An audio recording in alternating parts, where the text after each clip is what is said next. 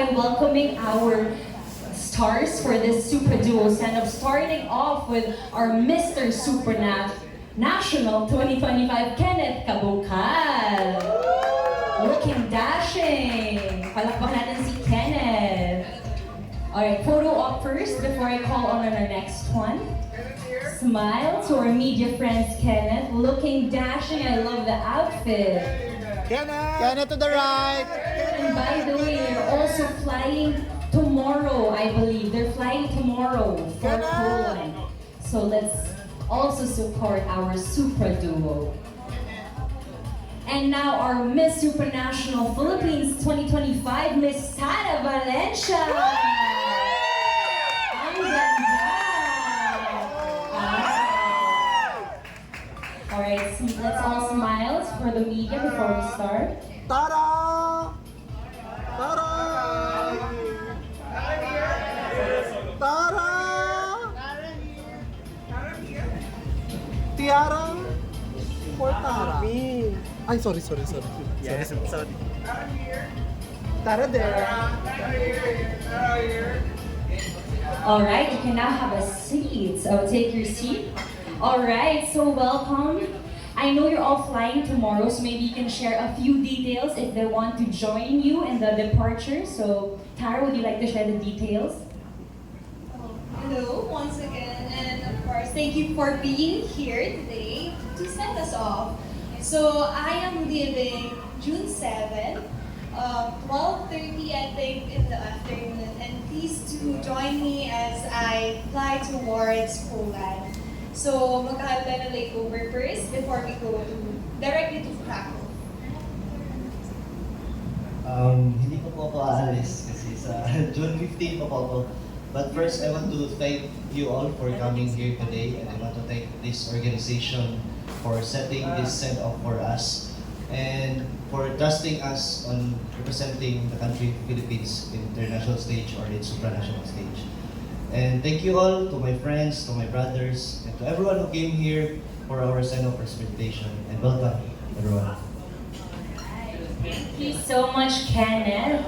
Alright, so I know our media friends have questions already, but I also have questions for you. And I want to know, how have you been preparing for your respective pageants? Let's start with you, Tarah. And I'm sure you've been preparing really hard and really well for this. So since we're about to fly to Poland, so it's already crunch time. A lot of things are to be intensified, starting off with the fitness, with the preparations of the outfits, and at the same time, when it comes to my own communication skills as well. And not to mention, what I'm really preparing of is how I'm going to immerse myself when it comes to the culture of Poland, and at the same time the culture of my twin sisters, as I share the culture of the Philippines as well. How about you, Kenneth? In my preparation, since this will be my last pageant show or my last show in pageant, I really did well prepare for this because I didn't want to lose this chance and opportunity to represent again the Philippines in international stage. So I did prepare holistically. That includes my mental. I need to be mentally strong on this and also be more physically fit. So I also make sure about my physique. And I also want to thank my brother Enzo Boloan from Mr. Philippines Worldwide because he helped me on my workout, and he's making sure that he's always contacting me every day, making sure that I'm working out and doing this program. And also I need to also be prepared spiritually because I know that this wouldn't be possible without God. And also making sure that I prepare all my things like my suits, but the things I need in Poland because it's far away, and I need to make sure that I don't left anything behind before going to Poland. Thank you so much. Alright, so I know you really prepared holistically for this, but more than the preparation, what are you looking forward to? What excites you about the pageant in Poland? Is it both of you your first time in Poland? Yes, I'm so excited being going there, and since this is not my first time anyone going to outside country, thanks to Mama Jay. So, because we're from, I recently go to Australia, and I'm very thankful for that opportunity because it's also a training for me flying outside the country and experiencing what to do because maybe I get lost in the airport when I go there because I don't really know how to travel internationally. So thanks to Mama Jay. And I'm so excited also to create more friendships there, brotherhoods. That's one thing in pageantry that I really want and I'm always expecting because I know that this pageant thing is just 4 days and I hope that I will really have the brotherhood that will last a lifetime. Thank you, Ken. Actually, agree. More than the crown, it's also important that you enjoy the journey, the company. But sabi si Voltaire, no, the crown talaga. Siyempre, But we're yes. excited to see you enjoy. Just enjoy the journey, Kenneth. How about you, Tarah? Well, this is also my first time going out of the country. But at the same time, there's a lot of things that we should look forward to when it comes to Miss Supranational competition. There are top model challenges, fashion ceremony, the preliminary and the finals. But what I'm really most looking forward is how we're going to take adventure with my Queen sisters in Miss Supranational because little do you know, we are already talking to each other, conversing, even calling.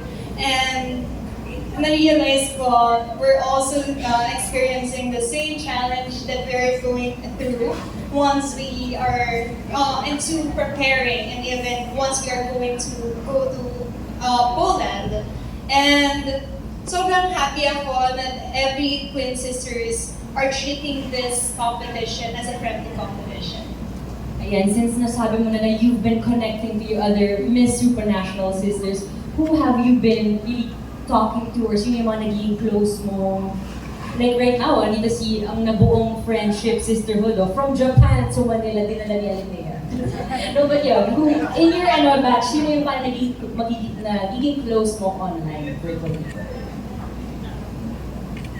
Sabihin nila bias ako if I had to choose one. Okay, you also But there are a lot of Queen sisters that I'm talking to, Miss Australia, Miss Cayman Islands, and even Miss Thailand. Like, Love it. So, ikaw, Kenneth, syempre ikaw din, meron ka na siguro na message, Yes. replies. Okay. Sino yung mga naging friends mo na virtually?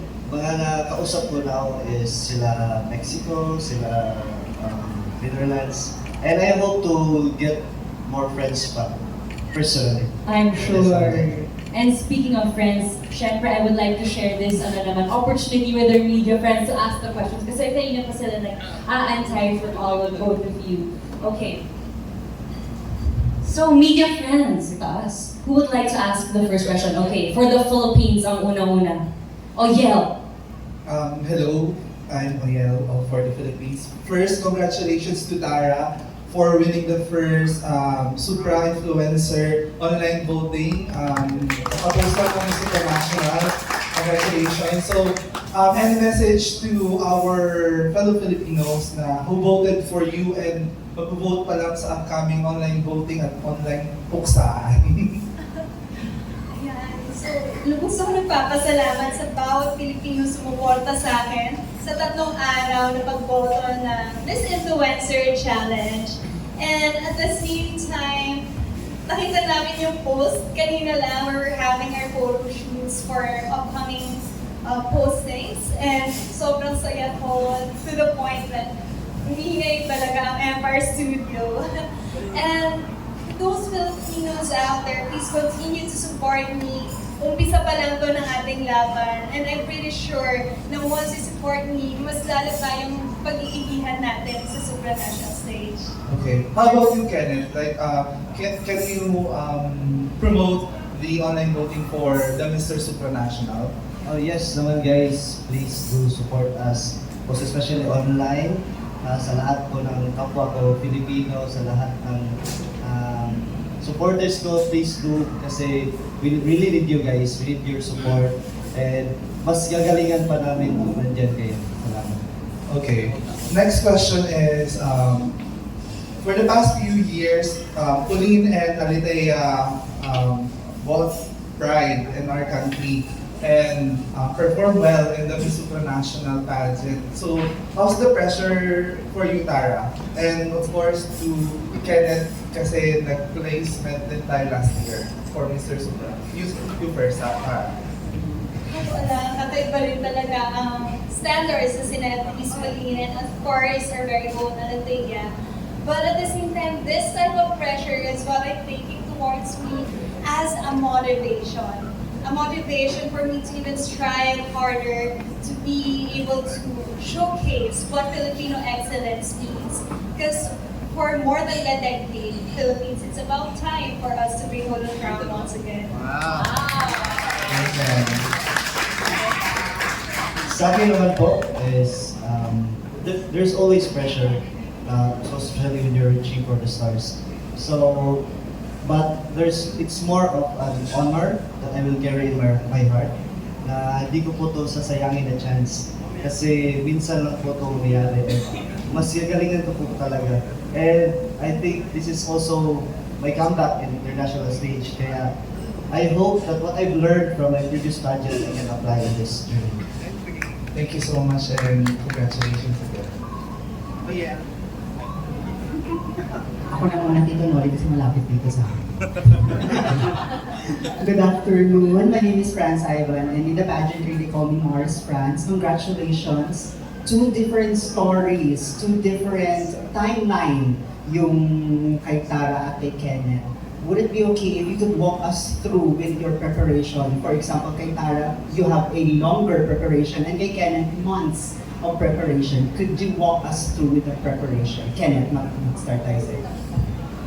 As what I've said earlier, I did really prepare holistically kasi gusto ko pong mas galingan doon and mas ibigay yung best ko. And para po walang butas yung performance and lahat ng gagawin ko doon sa pula. So, medyo pressure siya kasi konti lang yung time. But I'm thinking also na it's been 3 years that I'm joining pageantry now. And I have learned a lot from those 3 years of my pageant journey. So I think I'm ready now for conquering again in the international stage. And I think yung mga natutunan ko is that those are the things that I will really apply on my journey in Supranational. Thank you, Tarah. Naman, since we have 1 whole year to prepare, I first started off with having a good mental state. Kasi joining an international pageant, it wouldn't be easy. But at the same time, bringing people together to rally behind my back, it's a way for me to even push myself harder. And at the same time, just like any other beauty queens, we are preparing for the evening gowns, we're preparing for the national costume, the swimsuit, and of course, our physical aspect as well. So there's going to be a lot of segment in Miss Supranational. So it started off for the sashing ceremony, which will be on June 10. We're going to have the top model quite soon, and the job interviews, and we're looking forward as well for the preliminary and the final competition as well. Thank you and congratulations. Magdala kayo ng dried mangoes. Scared ka daw.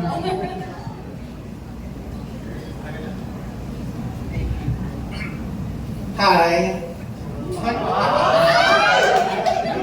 First of all, best of luck to both of you for your coming international competition. So, first question for Tarah. Okay, Tarah, can you describe to us the difference between Tarah, who competed in a national pageant last year, and Tarah now, who is about to compete in a major international? Well, the Tarah that we got to know last year, it's a second version of Tarah right now. Braver, stronger, and even bolder. A Tarah who will be able to stand out on that international stage, showcasing the type of Filipino excellence. Because it's type of the spotlight where the Miss Supranational is really, hopefully, looking for. Okay, and for Kenneth naman. Okay, Kenneth, as one of the winners of the Supra Challenge, ano pa yung plan mo para mag-boost yung iyong moral at iyong confident pagdating mo sa Poland, sa Poland. Ano yun? Para, ano pa yung mga plan mo, your game plan, para mapush yung moral mo and lumakas yung lalong maging confident mo when you get there in Poland. Right now, I think must always be ready and prepared when we go to Poland. So right now, I'm using my time well in my preparation right now. Also, my Q&A training and my physique. I'm making sure na mas prepared ako when I go there. And Kenneth is someone that is always ready when I'm going to Poland. Okay, thank you very much. Hello, hi, Kuya Ethan from Manila Standard. Queen Tarah, you mentioned a while ago that there will be many segments in Miss Supranational, and for sure it's the same with Mr. International. So how do you plan to maintain your morale and high spirit as these segments go by? As I said a while ago, I took a few months to build my own mental health state, and I'm pretty sure that building my morale or even bringing my morale in that international stage would mean having that type of confidence that we are ready and we are ready to be able to take home the title. Thank you. What about you, Kenneth? As what I've also said, that I need to be holistically prepared. So one of this is being mentally prepared. I need to be mentally strong and also preparing for also be having this moral. Thank you so much. Last question. First time ko magkaroon ng medyo controversial, I think. There are instances in pageantry wherein kasi we've known you as natural beauty, Queen Tarah and Kenneth, no? What can you say about pageant situations wherein an enhanced or an obviously enhanced candidate defeated natural beauty at the end of the show? What's your opinion about this? Sorry, Kuya Ethan, can you repeat the Oh, question? what's your opinion, Queen Tarah, about an enhanced beauty, an obvious enhanced beauty defeated a natural beauty at the end of the show? Ako naman, I have nothing against enhanced beauty or even artificial beauty as long as that type of beauty queen is doing it for themselves and not for the standards of the society. And if that's their way to be able to be confident around people, then we should support them as well.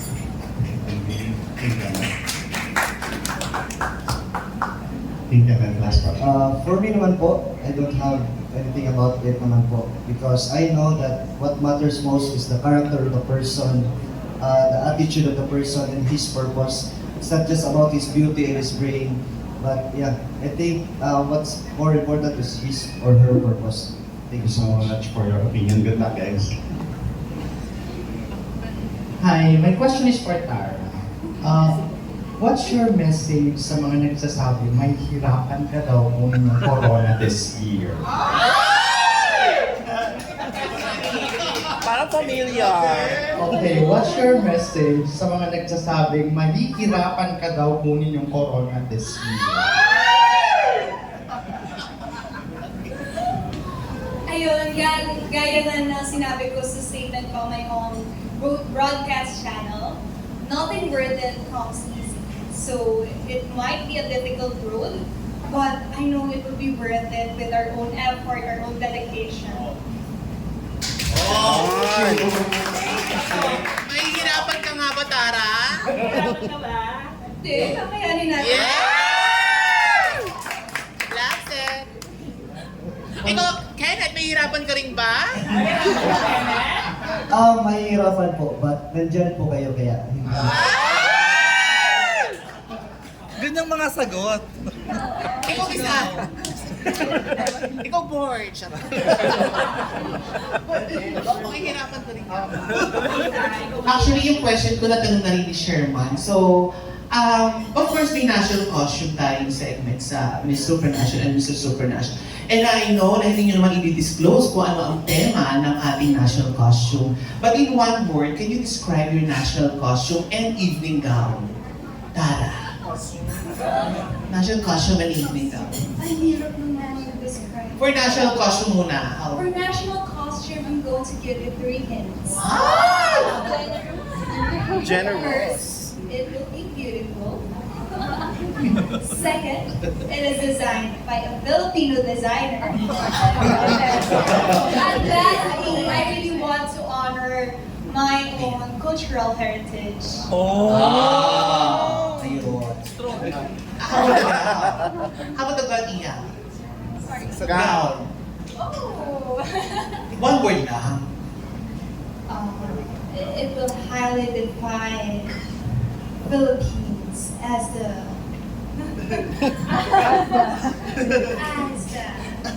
or it will highly define the Philippines located as the at the Pacific Ocean. Alright. Tara, how do you feel na isa ka sa, of course, here din naman, front-runner siya mga Miss Philippines natin sa Supranational. But how do you feel na yung journey mo, parang may vibes na sobrang lakas mo na candidate ng Miss Philippines? You have a lot of fans sa mga Latin pageant community. Of course, yung mga nababasa ko, yung mga Asians natin, mga kapitbaler. So, how do you feel na ang lakas-lakas na ang journey mo this time? My heart is so full knowing that it's not just a Filipino rallying behind my back, but also other countries as well. And I won't be able to make this journey possible without all your support. So salamat po sa inyo lahat. Yes. Good luck, Tara, ha? Thank you, Mama. And of course, Kenneth, may question. Ano yung message mo or ano yung masasabi mo na ikaw rin yung parang pure Pinoy na lalaban for Mr. Supranational? Because yung mga previous kasi natin na candidates medyo half-half. So, you're a pure Pinoy na lalaban. So, go. For me po, this is an advantage for me kasi this is something na I am unique from the previous batch of kings na nag-represent the Philippines. And I hope na ma-appreciate po nila yung beauty from the inside and outside po as a Filipino. Thank you so much and best of luck. Mananalo kay Franz na nararamdaman ko. Iba yung Basbas. Yeah. Sa picture. As a Miss Universe picture. And about po sa national costume po. Ayan, please. Sorry. Actually, we don't have national costume, but we have charisma round instead. And it's made by my friend Axel Gwen. Anong segment yun, Ben? Charisma round. Wow, so iba yung charisma dapat ipapakita mo dito. I think one word po na mag-describe yan is bongga. Bongga! That's it! Kaya abangan niyo po. Watch out. Thank you so much. Hi guys, they're here from Philippines. Guys, we believe in lucky charms. We're gonna be bringing some lucky charms with you. Manika. Alam charm po. I always, every time I have something po, or doing something, most especially pageant, I always bring my Bible with me. Because this will always remind me with my trust and faith with God. Kahit anong challenges and anong pagdadaanan ko, God will always be with me, no matter what. Ako naniniwala din ako sa lucky charm eh. I do have 2 lucky charms that I believe in. First is I always bring my rosary for my prayers. Second is I have this indigenous accessory which we call lingling o. This lingling o is what we call as womanhood and also serves as luck in our indigenous tribe. And I've been bringing this since last year when I competed. And I think that this brought me luck to where I am now. speaking of napakaganda, ito talaga ang pinakamaganda sa room na ito. You'd like to call him the Executive Vice President, also known as Celeste Cortesi, Sir Voltaire Kaya. Na by the way, rebrand na ata, last press one, to Miss. Celeste without attitude. Celeste. I'm really glad that I'm here with these two. Tarah and Kenneth, they're the best kind of people. You know, the ones that you want to see succeed, not just in their pageants, but in their life. Each of them have such a beautiful story. They're doing this for their families. They're doing this not just for themselves, but the people around them. But they also have very good hearts. And those are the kinds of people that I personally love supporting. And from the time that, first with Tarah, first time ko siya nakita in Miss Universe Philippines during the press presentation, I was like, oh my God, who is she? You know, it's very easy to spot her. She has this natural glow, and I think a lot of the media would say that she's like one of those girls na kahit walang sasabihin, tatawa-tawa lang, and then you're like 9.9. But the amazing thing is she works hard. I've seen that and I've heard her. She's always so eager to learn. And the same thing with Kenneth. Both of them know that they had a lot of things to improve on. They accept that with a lot of humility, but they also work so hard to get to where they are today. And I'm hoping that this coming June, all of that hard work will pay off. And I know it will. Yes. So congratulations. Of course! Thank you so much. Napakagaling talaga sa Q&A ni Celeste.